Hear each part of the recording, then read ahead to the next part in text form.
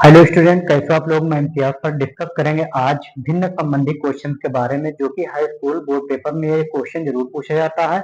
अगर आप लोग इस क्वेश्चन को अच्छे से तैयार कर लेते हैं तब आपको 6 नंबर बड़े आसानी से ही मिल जाएगा।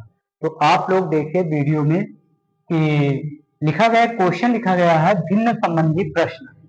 और भिन्न संबंधी प्रश्न जो है अधिकतर हर साल लगभग लगभग ये पूछा ही जाता है।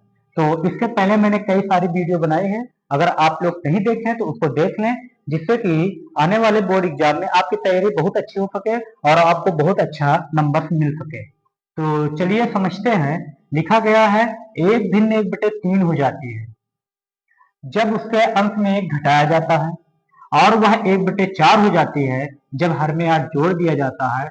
वह भिन्न ज्ञात कीजिए। तो इस टाइप के क्वेश्चन मिलेंगे तो आपको कैसे लगाना है, इसके लिए मोस्ट ट्रिक है जो कि आप लोगों को आनी ही चाहिए। ट्रिक क्या है कि अगर आपको ये मिल जाए, भिन्न मिल जाए, अंश मिल जाए और हर मिल जाए, ये 3 बातें मिल जाए क्वेश्चन में, क्या मिल जाए, एक भिन्न मिल जाए, अंश मिल जाए, हर मिल जाए, तो आपको सेम कंडीशन में सवाल लगाना है जैसे मैं बता रहा हूं। तो चलिए देखते हैं कैसे लगाना है क्वेश्चन को। तो सबसे पहले आप लिखेंगे सॉल्यूशन। क्या लिखेंगे, सॉल्यूशन।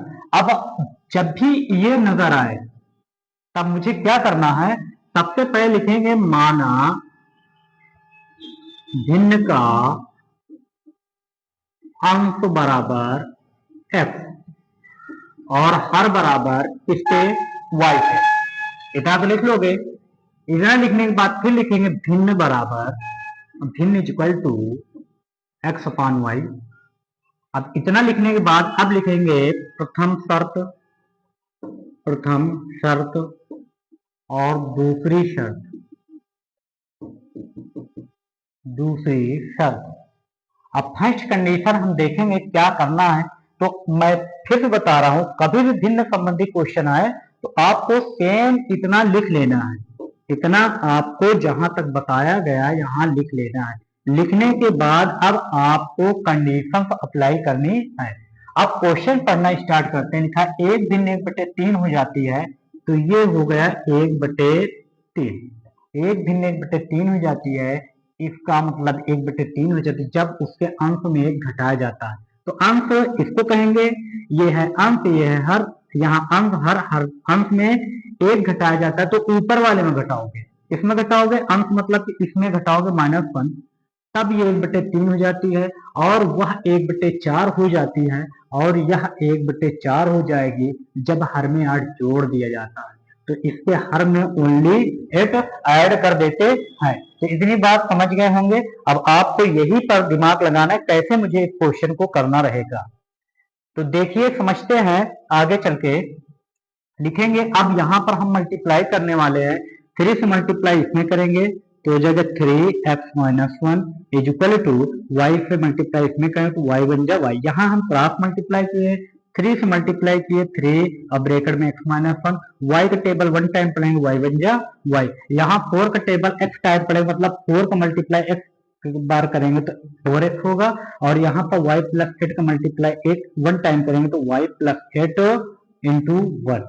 अब आप लोग ध्यान से देखेंगे कि यहाँ 3 से मल्टीप्लाई कर लिए 3x, 3 से इसमें मल्टीप्लाई किए 3 इक्वल टू y। अब हम करेंगे क्या, y को इधर लाएंगे, x y को एक तरफ लाते हैं, अंक को एक तरफ ले जाते हैं, तो y को इधर लाएंगे तो 3x minus y equal to, और 3 की जब उधर लाएंगे प्लस के 3। This is the equation number first.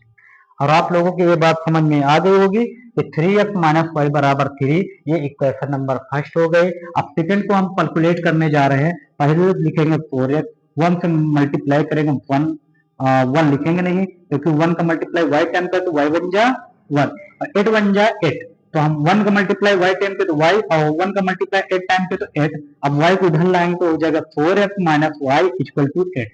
This is the equation number second. तो आप लोगों को दोनों इक्वेशन समझ में आ गए। चलते हैं बारी बारी दोनों समीकरण को सॉल्व करते हैं। लिखेंगे समीकरण 1 व 2 से, समीकरण 1 व 2 से from equation number first and second.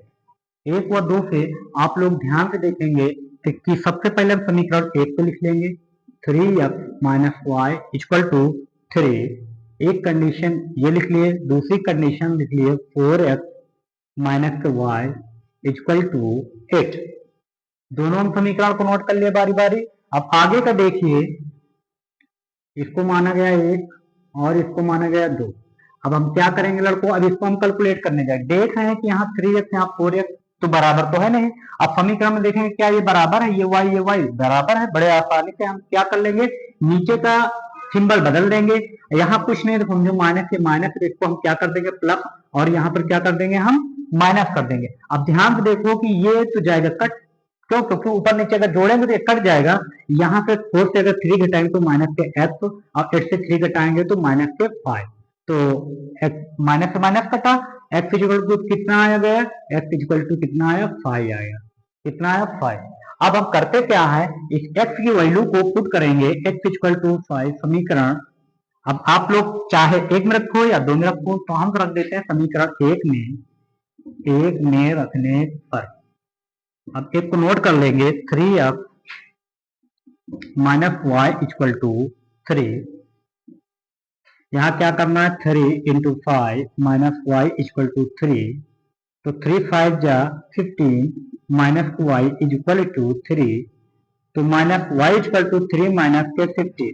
अब यहाँ क्या लिखेंगे, माइनस वाई इक्वल टू, अब 15 से अगर 3 माइनस करेंगे तो माइनस के 12 आ जाएगा। देखो ध्यान लगा के यहाँ समझो, इस 15 को उधर ले जाएगा 3 माइनस 15, और माइनस को वाई ये दिया गया है, और माइनस को वाई ये लिख देंगे। और इसके बाद 15 से अगर हम 3 को माइनस करेंगे तो माइनस कितना आ जाएगा, माइनस के 12। अब इस माइनस से इस माइनस को हम क्या कर देंगे कैंसिल, तो y इक्वल टू 12। तो y की वैल्यू कितनी आ गई, 12 आ गई। आप x की वैल्यू निकाले यहाँ पर 5 और y की वैल्यू निकाले हैं 12। अब हमसे पूछ क्या रहा है, भिन्न ज्ञात कीजिए। तो अब हम लिखेंगे भिन्न equal to x upon y. X की वैल्यू कितनी लाए हो बच्चों, कितनी लाए एक्स वैल्यू 5, और वाई की वैल्यू कितनी लाए 12। तो आपका जो भिन्न हो जाएगा वो हो जाएगा 5 और 12। This is the answer. ठीक है।